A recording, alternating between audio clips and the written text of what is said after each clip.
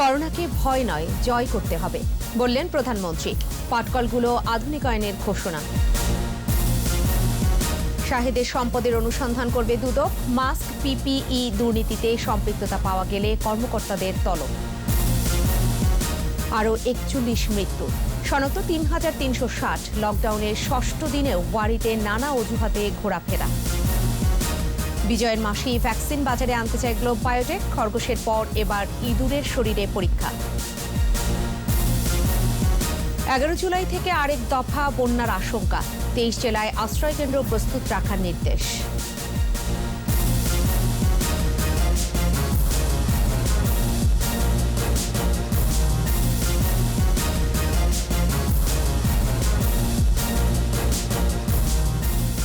শুনছিলেন first security ইসলামী bank limited সংবাদ শিরোনাম। প্রত্যেকে আমন্ত্রণ জানাচ্ছি সন্ধ্যা ৭টার ২১ সংবাদে। সাথে রয়েছে আমি ফেরদৌসী আহমেদ। দর্শক, ২১ টেলিভিশনের সংবাদ একই সাথে সরাসরি দেখতে পাবেন আমাদের ফেসবুক পেজ www.facebook.com/2124 অনলাইনে। খিদে যখন যেখানে, সাথে থাক বেলামে। এছাড়া সংবাদে আরও যা থাকছে: টরন্টো টোকিওতে সরাসরি ফ্লাইট চালু করবে বিমান। আরও কয়েক রুট নিয়ে চলছে আলোচনা।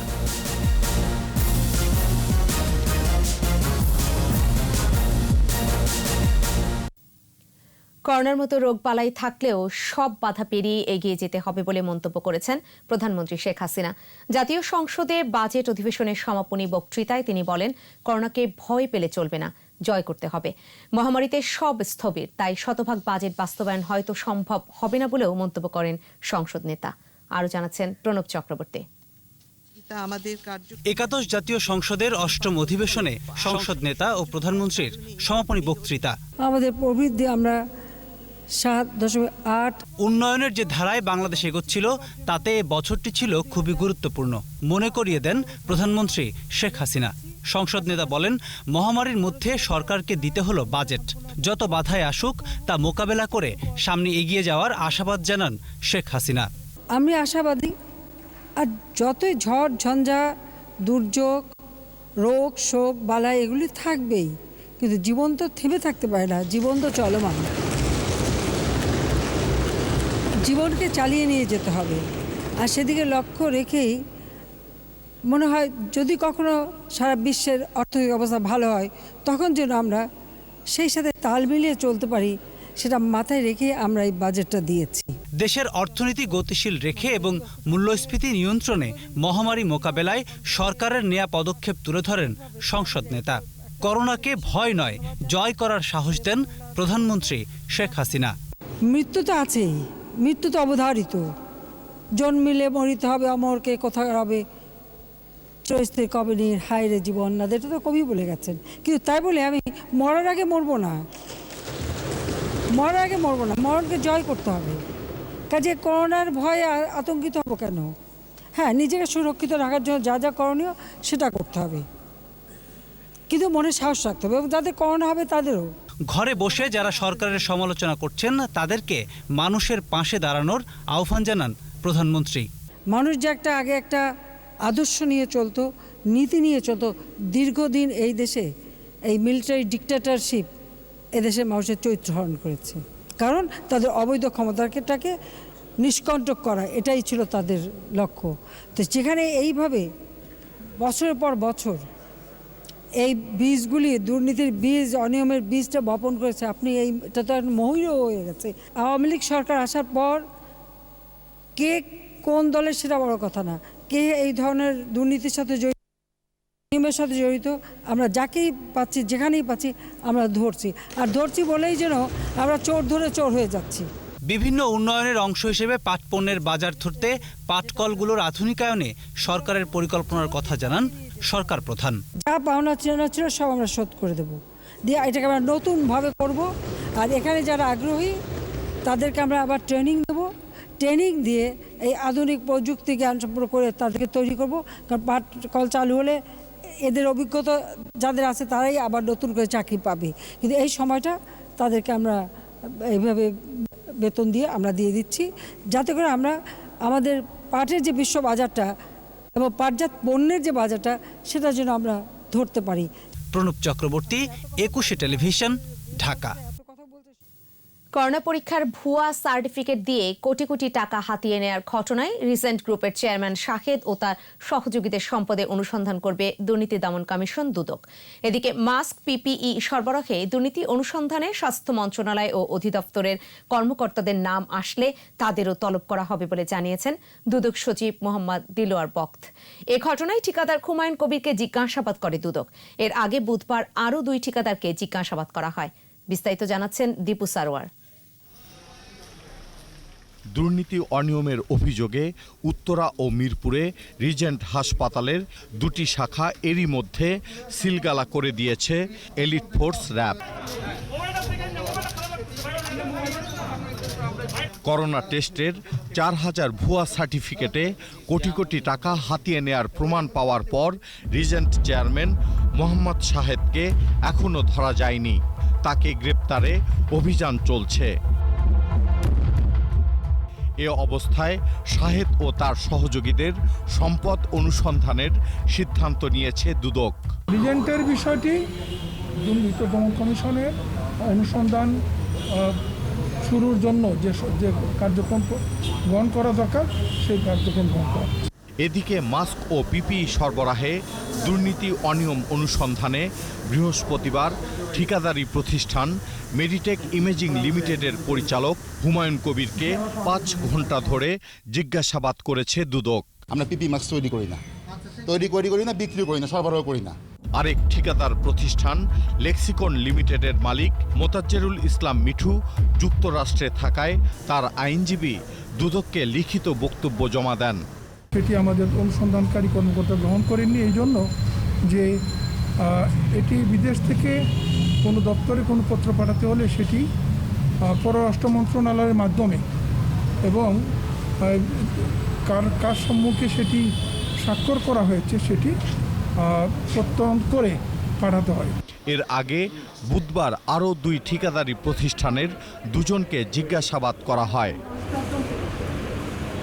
স্বাস্থ্য খাতের দুর্নীতির চিত্র সামনে এনে ব্যবস্থা নেয়ার কথা জানান দুদক সচিব।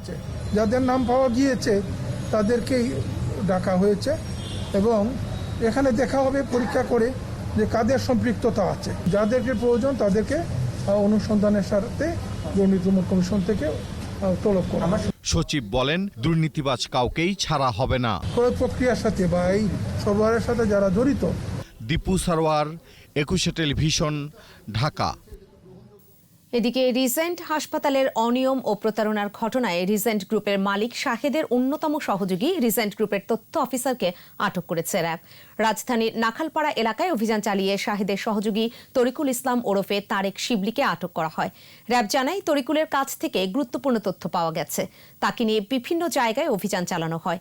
শাহেদকে আটক করতে অভিযান চলছে বলেও জানায় র্যাব। এর আগে বুধবার রিজেন্ট হাসপাতালের 7 কর্মকর্তাকে রিমান্ডে নিয়েছে পুলিশ। তারেক শিবলি মূলত রিজেন্ট হসপিটালের পিআরও বা জনসংযোগ কর্মকর্তা হিসেবে কর্মরত ছিলেন এবং উনি শাহেদ করিমের অত্যন্ত আস্থাভাজন একজন ব্যক্তি। তার কাছ থেকে আমরা গুরুত্বপূর্ণ তথ্যপত্র পাচ্ছি। বর্তমানে উনি আমাদের হেফাজতে আছেন। শাহেদ করিমকে গ্রেফতারের জন্য আমরা আমাদের অভিযান অব্যাহত রেখেছি। দেশে কোভিড-19 রোগীর সংখ্যা ছাড়ালো 1,75,000। 24 ঘন্টায় 41 জনের মৃত্যু হয়েছে, যার মধ্যে 29 জন পুরুষ এবং 12 জন নারী। 15,622টি নমুনা পরীক্ষায় শনাক্ত হয়েছে আরও 3,360 জন। স্বাস্থ্য অধিদপ্তরের নিয়মিত বুলেটিনে জানানো হয়, গেল 24 ঘন্টায় মৃত 41 জনের মধ্যে 38 জনই মারা গেছেন হাসপাতালে চিকিৎসাধীন অবস্থায়। বাকি 3 জন বাড়িতে মারা গেছেন। কোভিড-19 পুরুষের মৃত্যুর হার 79.9% এবং নারীর মৃত্যু হার 20.91%। 24 ঘন্টায় সুস্থ হয়েছে 3,706 জন।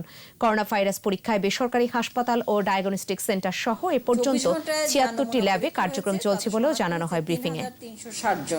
24 ঘন্টা শনাক্তের হার 21.49% এবং এ পর্যন্ত শনাক্তের হার 19.40%।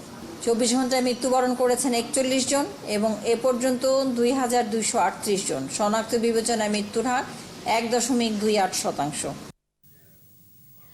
করোনা সংক্রমণ রোধে দ্বিতীয় ধাপে লকডাউন চলছে রাজধানীর ওয়ারি এলাকায়। তবে ষষ্ঠ দিনেও নানা অজুহাতে মানুষ ঘুরছে পথে ঘাটে।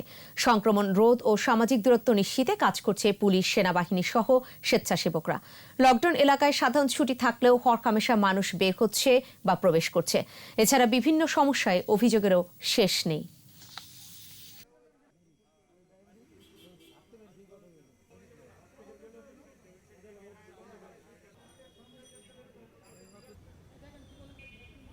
সকাল তখন বৈশাখ রয়েছি ওখান তো ঢুকতে দেয় নাই, তখন তো ওরা ঢুকতে দেয় না। এই জন্য আমি এখান থেকে ফাইলপত্র নিয়ে আসলাম যে গাড়ি আমি যাব।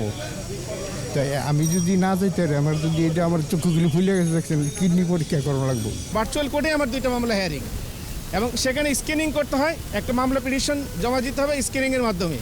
তো স্ক্যানিং আমার বাসাতে স্ক্যানিং মেশিন নাই, সো আমাকে চেম্বারে যেতে হবে। জামালপুর, পঞ্চগড় ও দিনাজপুরে করোনায় 3 জনের মৃত্যু হয়েছে। আর উপসর্গ নিয়ে কুমিল্লায় মারা গেছে আরও 7 জন। প্রতিনিধিদের সহায়তায় জানাচ্ছেন সমর ইসলাম। গত 24 ঘন্টায় জ্বর, সর্দি, কাশি ও শ্বাসকষ্ট নিয়ে কুমিল্লা মেডিকেল কলেজ হাসপাতালের করোনা ইউনিটে 7 জনের মৃত্যু হয়েছে। এদের 4 জন পুরুষ ও 3 জন নারী। সিভিল সার্জন জানান, মুমূর্ষু অবস্থায় তারা হাসপাতালে ভর্তি হয়েছিলেন। সকলেরই নমুনা সংগ্রহ করা হয়েছে। দিনাজপুরের বীরগঞ্জে করোনা সংক্রমিত হয়ে মারা গেছেন 1 জন। জেলায় নতুন 36 জন সহ মোট আক্রান্ত 844 জন। পঞ্চগড়ে করোনা আক্রান্ত হয়ে এক নারীর মৃত্যু হয়েছে। এ নিয়ে জেলায় মৃতের সংখ্যা দাঁড়ালো 4। এদিকে জামালপুরে মারা গেছেন 1 জন। 24 ঘন্টায় রংপুর মেডিকেল কলেজ হাসপাতালে 2 চিকিৎসক ও 3 নার্স সহ 26 জন করোনা পজিটিভ। এ নিয়ে জেলায় আক্রান্তের সংখ্যা 163। সুস্থ হয়েছেন 689 জন। মিঠাপুকুরে উপসর্গ নিয়ে মারা গেছেন 1 জন। গাজীপুরে নতুন আক্রান্ত 17 জন। মোট আক্রান্ত 3782 জন। মারা গেছে 46 জন এবং সুস্থ হয়েছেন 1600 জন। এদিকে সংক্রমণ ঠেকাতে নড়াইলের লোহাগড়া পৌর এলাকাকে 14 দিনের আন্ডার আইসোলেশন ঘোষণা করা হয়েছে। সমর ইসলাম, 21 টেলিভিশন। সবকিছু ঠিকঠাক থাকলে বিজয়ের মাসেই ভ্যাকসিন বাজারে আনতে চায় গ্লোব বায়োটেক। সেই লক্ষ্য ধরেই গবেষণা এবং অনুমোদনের কাজ এগিয়ে নিচ্ছে প্রতিষ্ঠানটি। খরগোশের পর এখন ইঁদুরের উপর পরীক্ষার প্রস্তুতি চলছে। সফলতা মিললে 6 থেকে 8 সপ্তাহের মধ্যে মানব শরীরে ক্লিনিক্যাল ট্রায়ালে যেতে চায় গ্লোব বায়োটেক। বিস্তারিত জানাচ্ছেন স্মৃতি মণ্ডল। করোনায় বিশ্বব্যাপী আক্রান্তের সংখ্যা 1 কোটি ছাড়িয়েছে। মৃত্যু 5 লাখের বেশি। এখনো স্বীকৃত কোনো ওষুধ নেই।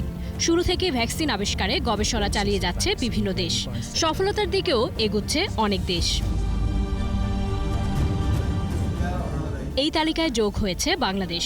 গত 2 জুলাই ভ্যাকসিন আবিষ্কারে নিজেদের উদ্যোগের কথা জানায় গ্লোব বায়োটেক লিমিটেড। প্রতিষ্ঠানটির নির্বাহী কর্মকর্তা ডক্টর কাকন নাগ এবং চিফ অপারেটিং কর্মকর্তা ডক্টর নাজনীন সুলতানার তত্ত্বাবধানে 8 মার্চ থেকে করোনার ভ্যাকসিন, কিট এবং ওষুধ আবিষ্কার সংক্রান্ত গবেষণা শুরু করে প্রতিষ্ঠানটি। পৃথিবীর বিভিন্ন প্রান্ত থেকে হোল জিনোম সিকোয়েন্সগুলো জমা হচ্ছে, সেগুলো নিয়ে অ্যানালাইসিস চলছিল। আমাদের ভ্যাকসিনের টার্গেট ডিজাইনিং চলছিল, প্রোটিন মডেলিং চলছিল। খরগোশের শরীরে ট্রায়াল দিয়ে শতভাগ সফলতার দাবি গ্লোব বায়োটেকের। দ্বিতীয় ধাপে ইঁদুরের শরীরে ট্রায়ালের কাজ চলছে। 6 থেকে 8 সপ্তাহ পর মানব শরীরে ক্লিনিক্যাল ট্রায়ালের প্রস্তুতি নিচ্ছে প্রতিষ্ঠানটি। প্রিলিমিনারি অ্যানিম্যাল ট্রায়াল করে আমরা কিন্তু একটা রেজাল্ট পেয়েছি। সেটার বেসিসে আমরা বলেছি আমরা ভ্যাকসিনটি তৈরি করেছি। এখন এই প্রিলিমিনারি অ্যানিম্যাল ট্রায়ালের ডাটাটাকে আমাদের একটা রেগুলেটেড অ্যানিম্যাল ট্রায়ালে কনভার্ট করতে হবে, যেটার জন্য আমরা 6 থেকে 8 সপ্তাহ সময় নিচ্ছি। এই 6 থেকে 8 সপ্তাহ পরে আমরা যে রেগুলেটেড অ্যানিম্যাল ট্রায়ালের ডাটা পাবো, সেটা নিয়ে আমরা একটা সিআরওর মাধ্যমে বিএমআরসিতে এথিক্যাল অ্যাপ্রুভালের জন্য অ্যাপ্লিকেশন করব। সেটা সেপ্টেম্বরের প্রথমের দিকে হবে। সব পর্যায়ে সফলতা মিললে বিজয়ের মাসেই ভ্যাকসিন বাজারে আনার লক্ষ্য গ্লোব বায়োটেকের। আশা করছি বিএমআরসি খুব দ্রুত সেটা ইভ্যালুয়েশন রিভিউ করে আমাদেরকে অ্যাপ্রুভাল দিলে আমাদের সিআরও সেটা এন্ড অফ সেপ্টেম্বর শুরু করতে পারবে, যেটার মাধ্যমে তারা phase 1, phase 2, phase 3 volunteer recruitment করে 3 মাসের মধ্যে তারা ট্রায়াল কমপ্লিট করে আমরা সব ডাটা সহ ডিজিডিএতে মার্কেট অথরাইজেশনের জন্য অ্যাপ্লাই করব। তো মার্কেট অথরাইজেশন আমরা যদি সব ঠিক থাকে, ইনশাআল্লাহ আমরা যদি পেয়ে যাই, তাহলে ডিসেম্বর মাসে বিজয়ের মাসে আমরা দেশের মানুষকে ভ্যাকসিনটি দিতে পারবো। প্রযুক্তিগতভাবে সক্ষমতা আছে, শতভাগ সফলতার আশাবাদ প্রতিষ্ঠানটির। ভ্যাকসিন তৈরি বলেন, মেডিসিন তৈরি মানে এটা তো ওয়ার্ল্ড ওয়াইড সব জায়গায় একই সিস্টেম, আমরা সেই সিস্টেমই করতেছি। তো কাজেই আমরা যে ভ্যাকসিন তৈরি করতেছি তার কোয়ালিটি 100% ঠিক থাকবে, কারণ পৃথিবীর অন্য যে ভ্যাকসিন তার চেয়ে কম হবে না, তার চেয়ে ভালো হবে। ভ্যাকসিনের পাশাপাশি করোনা পরীক্ষার কিট তৈরির কাজটি এগিয়ে নিচ্ছে গ্লোব। ছোট্ট 2-1টা রিয়েজেন্টের জন্য অপেক্ষা করছি। রিয়েজেন্টগুলো চলে আসলেই আমরা কিন্তু রিসাবমিশন করব। আমরা আশা করছি খুব সহসাই আমরা কিটের ঘোষণাটিও দিব। স্মৃতি মণ্ডল, 21 টেলিভিশন, ঢাকা। করোনা মহামারীর মধ্যে আসছে আরেক দুর্যোগ। 11 জুলাই থেকে দেশের 23 জেলায় বন্যায় কবলিত হওয়ার আশঙ্কা করছে ত্রাণ ও দুর্যোগ ব্যবস্থাপনা মন্ত্রণালয়। তবে বন্যা মোকাবেলায় সরকারের সব প্রস্তুতি আছে বলে আশ্বস্ত করেছেন প্রতিমন্ত্রী ডাক্তার এনামুর রহমান। রিপোর্টে বাকিটা জানাচ্ছেন জে.ইউ. জুবায়ের। দুর্যোগ যেন পিছুই ছাড়ছে না। নদ নদী ছাপিয়ে প্লাবিত হয় উত্তরের বেশ কটি জেলা। সেই সাথে নদী ভাঙ্গনে আশ্রয়হীন অনেক পরিবার। বেশ কিছু জেলায় ভেঙেছে বন্যা নিয়ন্ত্রণ বাঁধ। এক বন্যা যেতে না যেতেই আরেক দফা বন্যা। মৌসুমী বায়ুর প্রভাবে ভারতের পশ্চিমবঙ্গ ও বাংলাদেশের বৃষ্টি ঝরছে। তাই 11 জুলাই থেকে উত্তরাঞ্চলের রাজশাহী, রংপুর, কুড়িগ্রাম, সিলেট বিভাগের বিভিন্ন জেলা, মুন্সিগঞ্জ সহ দেশের 23টি জেলায় বন্যায় প্লাবিত হওয়ার আশঙ্কা। সচিবালয়ে সংবাদ সম্মেলনে দ্বিতীয় দফা বন্যা আসছে বলে জানালেন ত্রাণ ও দুর্যোগ ব্যবস্থাপনা প্রতিমন্ত্রী ডাক্তার মোহাম্মদ এনামুর রহমান। বন্যা বেশি হবে, মানুষকে আশ্রয়কেন্দ্রে আসতে হবে।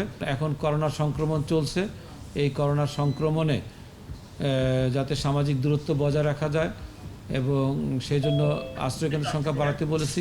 প্রতিমন্ত্রী জানান, বন্যা আশ্রয়কেন্দ্রগুলো প্রস্তুত করা আছে।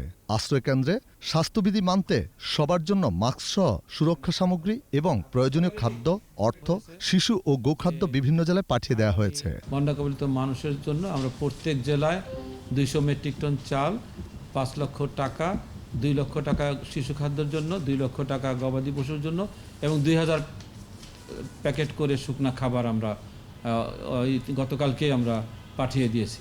বন্যার পর কৃষকদের বিনামূল্যে বীজ, মৎস্য চাষীদের বিনা সুদে ঋণ দিয়ে ক্ষতি পুষিয়ে নিতে সরকার সহযোগিতা করবে বলে আশ্বাস দেন প্রতিমন্ত্রী। জনগণের যাতে কোনো দুর্ভোগ না হয়, জনগণ যাতে নিরাপদে আশ্রয় থাকতে পারে এবং খাদ্যের যাতে কোনো সংকট না হয়। জে.ইউ. জুবায়ের, 21 টেলিভিশন, ঢাকা। বিরতি নিচ্ছে। স্বাস্থ্যবিধি মেনে চলুন, সুস্থ থাকুন। যখন ফিরবো তখন থাকবে। ক্রেডিট কার্ড জালিয়াতি ও সামাজিক যোগাযোগ মাধ্যমে প্রতারণা, 16 নাইজেরিয়ান সহ গ্রেফতার 22। অনলাইনে কোরবানির পশু কেনায় ঝুঁকছেন ক্রেতারা, কসাইখানায় বাড়ছে বুকিং।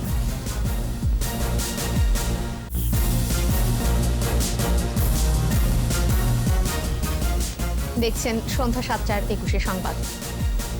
যে কোনো অনিয়ম দুর্নীতির বিরুদ্ধে কঠোর হুঁশিয়ারি দিয়েছেন আওয়ামী লীগ সাধারণ সম্পাদক ও সেতুমন্ত্রী ওবায়দুল কাদের।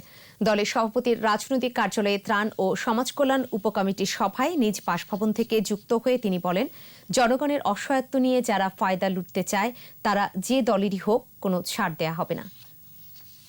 দুর্নীতির বিরুদ্ধে সরকারের অবস্থান কঠোর। চিকিৎসা ব্যবস্থা, বিশেষ করে হাসপাতাল, নমুনা পরীক্ষা, ভুয়া সনদ, প্লাজমা ডোনেশন, সুরক্ষা সামগ্রী ক্রয়, হাসপাতালের যন্ত্রপাতি সংগ্রহ সহ অন্যান্য খাতের সাথে স্বাস্থ্য খাতের নানান অনিয়মের বিরুদ্ধে শেখ হাসিনা সরকার শুদ্ধি অভিযান শুরু করেছেন। এ অভিযান অব্যাহত থাকবে। অপরাধীরা যে দলের পরিচয়ই হোক, যত ক্ষমতাধরই হোক, তাকে আইনের আওতায় আসতে হবে। পুরো বিএনপি এখন হোম আইসোলেশনে। হঠাৎ টেলিভিশনে উঁকি দিয়ে সরকারের বিরুদ্ধে কথা বলা ছাড়া দলটির আর কোনো কাজ নেই বলেছেন তথ্যমন্ত্রী ও আওয়ামী লীগের যুগ্ম সাধারণ সম্পাদক ডক্টর হাসান মাহমুদ। সচিবালয় তথ্য মন্ত্রণালয়ের সভাকক্ষে সমসাময়িক বিষয় নিয়ে সাংবাদিকদের বিভিন্ন প্রশ্নের জবাব দেন তথ্যমন্ত্রী। বলেন, সরকারি বেসরকারি পর্যায়ের হাসপাতাল ও স্বেচ্ছাসেবী সহ সকলে সম্মিলিতভাবে করোনা মোকাবেলার ক্ষেত্রে অনেক উন্নত দেশের তুলনায় সাফল্য দেখিয়েছে সরকার। বাংলাদেশের মৃত্যুর হার ভারত পাকিস্তানের চেয়েও কম। রিজেন্ট হাসপাতালের চেয়ারম্যান শাহেদের বিষয়ে তথ্যমন্ত্রী বলেন, এরকম আরও প্রতারক আছে, তাদের সবাইকে খুঁজে বের করা হবে। সে খুব উঁচু দরের একজন প্রতারক। এরকম আরও প্রতারক আছে, আমি মনে করি এদেরকে খুঁজে বের করা প্রয়োজন আমাদের সম্মিলিতভাবে। মির্জা ফখরুল ইসলাম আলমগীর সাহেব যেভাবে বলেছেন করোনা মোকাবেলা করা এমন কঠিন কিছু ছিল না, তাহলে তো সারা দুনিয়ার সব দেশের ক্ষেত্রে এটা এমন কঠিন কিছু ছিল না, তার বক্তব্যে তাই মনে হয়। বাংলাদেশ সীমিত সামর্থ্য নিয়ে একটি উন্নয়নশীল দেশ হওয়া সত্ত্বেও, পৃথিবীর সবচেয়ে ঘনবসতিপূর্ণ দেশ হওয়া সত্ত্বেও যেভাবে করোনা মোকাবেলা করা হয়েছে, আমি মনে করি এটি অনেক উন্নত দেশের তুলনায়ও আমরা এটি মোকাবেলা করার ক্ষেত্রে অনেক সাফল্য দেখাতে সক্ষম হয়েছে। আন্তর্জাতিক ক্রেডিট কার্ড চক্রের 4 জন ও সামাজিক যোগাযোগ মাধ্যমে প্রতারণার দায়ে 2 বাংলাদেশি সহ 18 নাইজেরিয়ান নাগরিককে গ্রেফতার করেছে সিআইডি। সিআইডির মিডিয়া সেন্টারে সংবাদ সম্মেলনে কর্মকর্তারা জানান, একটি চক্র নিয়মিত অন্যের কার্ড ব্যবহার করে বিভিন্ন কেনাকাটা করছে। এর সূত্র ধরে তদন্ত শুরু করে সিআইডি। ঘটনায় জড়িত থাকায় 4 প্রতারককে আটক করে। পরে বনানী থানায় তাদের নামে মামলা করা হয়েছে। অন্যদিকে গত কয়েকদিন অভিযান চালিয়ে সামাজিক যোগাযোগ মাধ্যমে প্রতারণা করে বিভিন্ন ব্যক্তির কাছ থেকে জালিয়াতি ও ভয় ভীতি দেখিয়ে লাখ লাখ টাকা আদায় করার দায়ে 16 নাইজেরিয়ান নাগরিক ও তাদের সহযোগী 2 বাংলাদেশিকে আটক করা হয়। এ সময় তাদের নিকট থেকে বিভিন্ন মালামাল জব্দ করা হয়।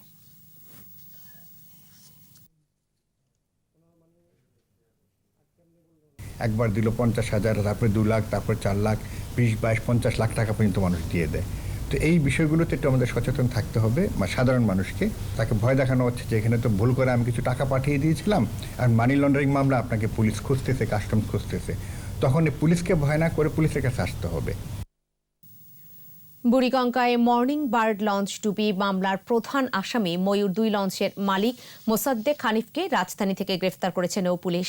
বৃহস্পতিবার ভোরে সদরঘাট থানার নৌ পুলিশ রাজধানীর সোভানবাগ এলাকা থেকে তাকে গ্রেফতার করা হয়। গত 29 জুন বুড়িগঙ্গায় মর্নিং বার্ড লঞ্চকে ধাক্কা দিয়ে ডুবিয়ে দেয় ময়ূর 2 নামের লঞ্চ। এ ঘটনায় 34 জন নিহত হন।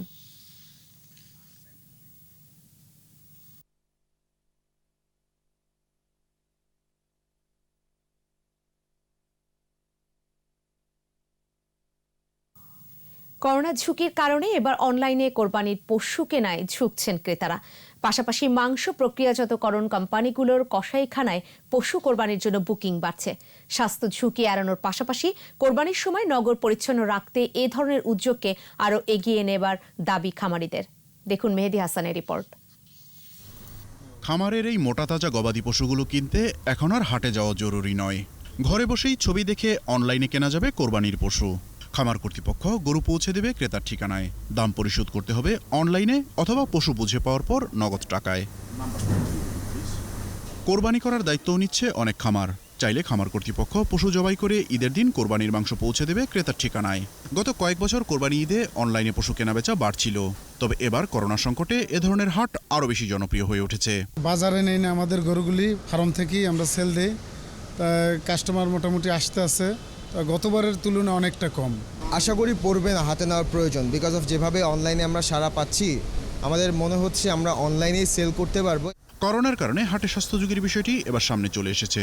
পাশাপাশি হাটের কারণে জনভোগান্তি তো আছেই, তাই প্রচলিত হাটের বদলে অনলাইন হাটকে বেশি গুরুত্ব দেওয়ার পরামর্শ খামারিদের। গরু কেনা এবং তারপরে সেই কুরবানি সম্পন্ন করা, শহরে বাইরের মানুষকে ইনভলভ করতে হয় অনেক সময়, এবং তারপরে সেটা কাটার ব্যবস্থা এবং তারপরে আবার আবর্জনা পরিষ্কারের ব্যবস্থা, এই সবগুলোতেই কিন্তু সোশ্যাল ডিস্ট্যান্সিংকে অতিক্রম করার একটা সম্ভাবনা তৈরি হয়। সেক্ষেত্রে kurbani.bengalmeat.com-এ গিয়ে অনলাইনেই আপনি আপনার গরু দেখে শুনে বুঝে নির্বাচন করে তারপরে অনলাইনে পে করার মাধ্যমে কিনতে পারবেন। শুধু করোনার জন্যই নয়, অনলাইন পশুর হাট ঝামেলামুক্ত বলেই সামনের দিনগুলোতে অনলাইন আরও জমজমাট হবে বলেই মনে করছেন খামারিরা।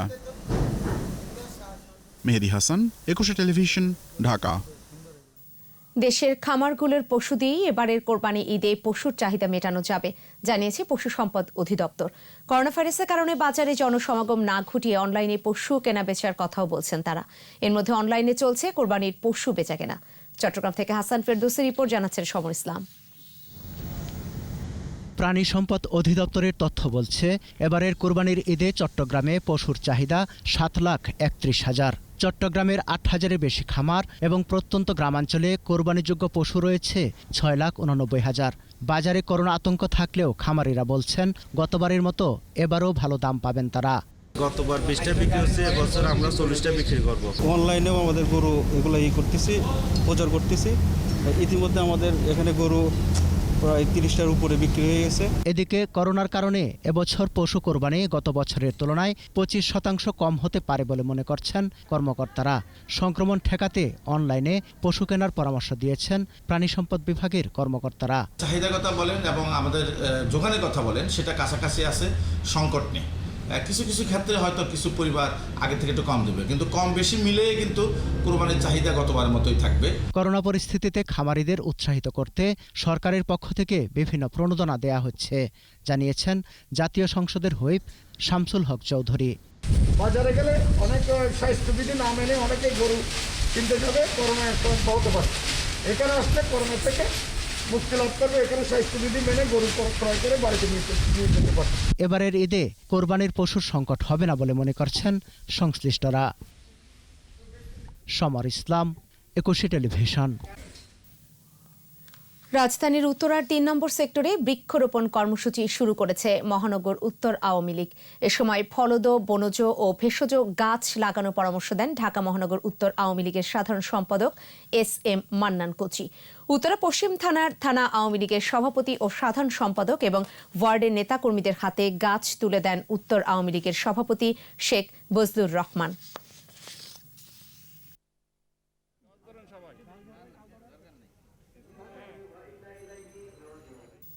এ বছরের অক্টোবর-নভেম্বরের মধ্যেই ঢাকা টরন্টো, ঢাকা টোকিও রুটে সরাসরি ফ্লাইট চালু করতে যাচ্ছে বিমান বাংলাদেশ এয়ারলাইন্স।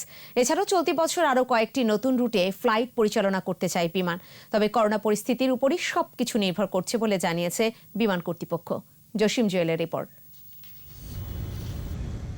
করোনা মহামারীতে লন্ডভন্ড এভিয়েশন খাত। মাঝে প্রায় সব দেশেই আকাশ যোগাযোগ বন্ধ ছিল, এখনও চলছে সীমিত আকারে।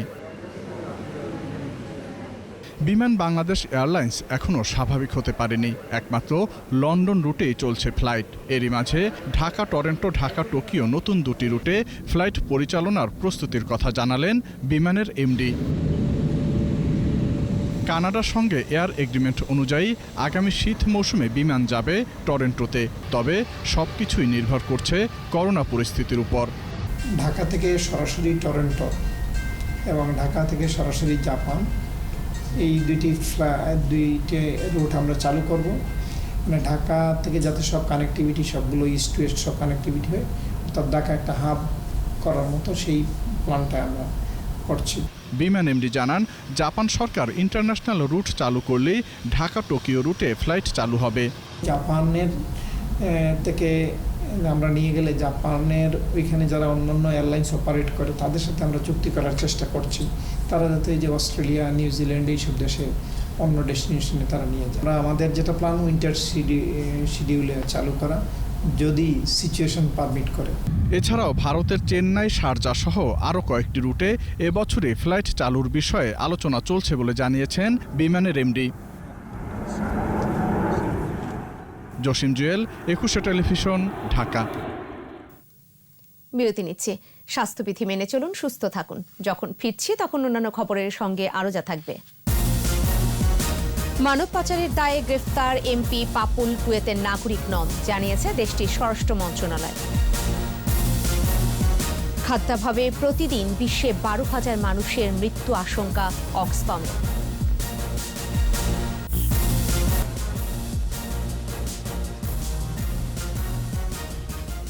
দেখছেন সন্ধ্যা 7:21 সংবাদ। বাংলাদেশ ব্যাংকের গভর্নর পদে চাকরির বয়স সীমা 67 বছর নির্ধারণ আইন পাশ হয়েছে। অর্থমন্ত্রী আ.হ.ম মুস্তফা কামালের পক্ষে পরিকল্পনা মন্ত্রী এম.এ. মান্নান সংসদে বিলটি উত্থাপন করেন। জাতীয় পার্টি ও বিএনপির সংসদ সদস্যরা জনমত যাচাই বাছাই ও সংশোধনের প্রস্তাব দেন।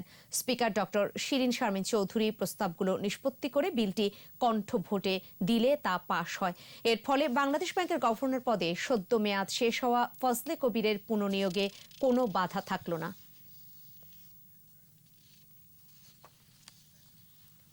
কুয়েতে আটক বাংলাদেশের এমপি শহীদ ইসলাম পাপুল কুয়েতের নাগরিকত্ব পাননি। তিনি এলিয়েন্স রেসিডেন্ট ল বা বিদেশিদের জন্য আবাসিক আইনের আওতায় সেখানে অবস্থান করেন। কুয়েতের স্বরাষ্ট্র মন্ত্রণালয়ের ওয়েবসাইটে এক বিবৃতিতে বলা হয়েছে, কিছু সামাজিক যোগাযোগ মাধ্যমে অভিযুক্ত বাংলাদেশের এমপি পাপুল কুয়েতের নাগরিকত্ব নিয়েছেন বলে যে কথা বলা হচ্ছে তা সত্য নয়। তিনি বিদেশিদের জন্য আবাসিক আইনের আওতায় কুয়েতে বসবাস করছেন। বেশ কয়েকটি অভিযোগে তাঁর বিরুদ্ধে পাবলিক প্রসিকিউশনের দপ্তরে তদন্ত চলছে। বিবৃতিতে গণমাধ্যম ও সামাজিক গণমাধ্যমে কোনো কিছু প্রচারের আগে এর সত্যতা নিশ্চিত করার পরামর্শ দেওয়া হয়েছে। করোনার প্রভাবে সংকটে পড়েছে সাতক্ষীরার পোল্ট্রি শিল্প। লোকসান গুনছেন খামারিরা। এমন পরিস্থিতিতে চলছে কর্মী ছাঁটাই। বন্ধ হওয়ার পথে বেশ কিছু খামার। সাতক্ষীরা প্রতিনিধি GM মনিরুল ইসলাম মিনি রিপোর্ট জানাচ্ছেন আফসানা নীলা। কোভিড-19 সংক্রমণ শুরুর পর বিপাকে পড়েছে সাতক্ষীরার পোল্ট্রি খামারিরা। সরবরাহ ব্যবস্থায় সংকট, কমে গেছে উৎপাদিত পণ্যের দামও। জেলার 7 উপজেলায় পোল্ট্রি খামার আছে ছোট বড় 2922টি। খামারগুলো 22 লাখ মানুষের প্রোটিন চাহিদার অন্যতম যোগানদাতা। অন্য জেলায়ও সরবরাহ হয় এখানকার ডিম, মুরগি। করোনায় স্থবির হোটেল, রেস্তোরাঁ ও বেকারি ব্যবসা। তাই বড় ক্রেতা নেই পোল্ট্রি পণ্যের, ফলে বন্ধ করে দিতে হচ্ছে অনেক খামার। এই মাছজনের ফার্ম যদি না থাকে তা আমরা না খেয়ে মরে যাবো। ডিমের দাম নেই, খাদ্যর দাম বেশি, এই কারণে মাছজন মুরগি আগের থেকে অনেক কমাই দিয়েছে। এখন সব আমাদের লসের খাতে আছে। আমরা মুরগি ছিল বিক্রয় হয়ে দিচ্ছি। এখন দেখা যাচ্ছে কর্মচারীও আমার ছেড়ে দিতে এই অব্যাহত থাকি, দেখা যায় একসময় আমার ফার্মই বন্ধ হয়ে যায়। প্রাণী সম্পদ বিভাগের তথ্য মতে জেলায় বছরে ডিমের চাহিদা 20 কোটি 65 লাখ। উৎপাদন হয় 29 কোটি 40 লাখ ডিম। করোনা সংকট কেটে গেলে লোকসান কমবে বলছে জেলা প্রাণী সম্পদ দপ্তর। ডিম এবং পোলট্রির মাংস মানবদেহের রোগ প্রতিরোধ ক্ষমতা বাড়ায়। বর্তমান পরিস্থিতিতে পোলট্রি খামারিগণ কিছুটা ক্ষতিগ্রস্ত হচ্ছে। সেই ক্ষেত্রে বর্তমান সরকারের যথেষ্ট পরিকল্পনা রয়েছে। চলমান পরিস্থিতিতে টিকে থাকতে ভর্তুকির দাবি খামারি ও ব্যবসায়ীদের। সমর ইসলাম, 21 টেলিভিশন। দর্শক শুনছিলেন সমর ইসলামের তৈরি রিপোর্টটি। মিরপুরে আলোক হেলথ কেয়ার অ্যান্ড হাসপাতালে চালু হলো করোনা PCR ল্যাব। যে ল্যাবের মাধ্যমে প্রতিদিনের করোনা পরীক্ষার রিপোর্ট সেদিনই পাওয়া যাবে। ল্যাবের উদ্বোধনী অনুষ্ঠানে উপস্থিত ছিলেন বায়োটেকের CEO engineer Ramzan Ali, Alok health and health হাসপাতালের ব্যবস্থাপনা পরিচালক মোহাম্মদ লোকমান হোসেন সহ অন্যান্যরা।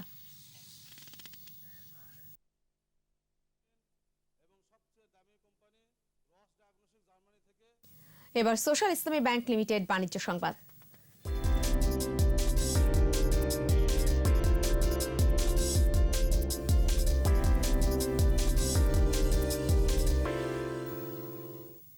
সূচক বেড়েছে দেশের উভয় স্টক এক্সচেঞ্জে। বেড়েছে লেনদেনের পরিমাণও। বৃহস্পতিবার ডিএসসিতে লেনদেন হওয়া 349টি প্রতিষ্ঠানের মধ্যে দর বেড়েছে 103টির, কমেছে 45টির, আর অপরিবর্তিত রয়েছে 201টির দর। ডিএসসি প্রধান সূচক ডিএসসি এক্স 26 পয়েন্ট বেড়ে উঠে আসে 4061 পয়েন্টে। দিন শেষে ডিএসসিতে লেনদেনের পরিমাণ দাঁড়ায় 347 কোটি 47 লাখ টাকার।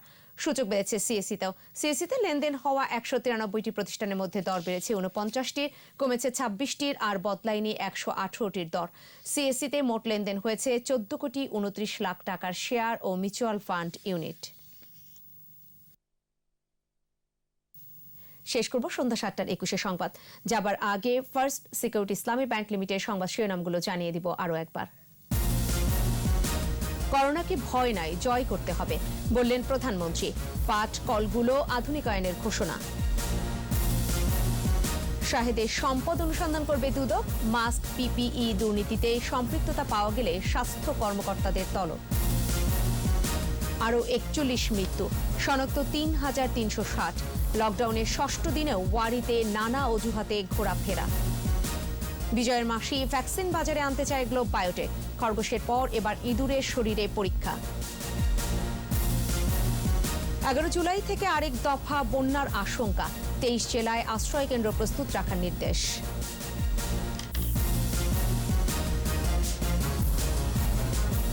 সর্বশেষ খবর জানতে ডায়াল করতে পারেন 2021 নম্বরে, আর ভিজিট করুন 21-tv.com এই ওয়েবসাইটে। এছাড়া ফেসবুকে ভিজিট করতে পারেন facebook.com/2124 অনলাইনে। আমাদের পরবর্তী সংবাদ রয়েছে রাত 9টায়। দেখার আমন্ত্রণ রইল। স্বাস্থ্যবিধি মেনে চলুন, সুস্থ থাকুন। ধন্যবাদ সবাইকে।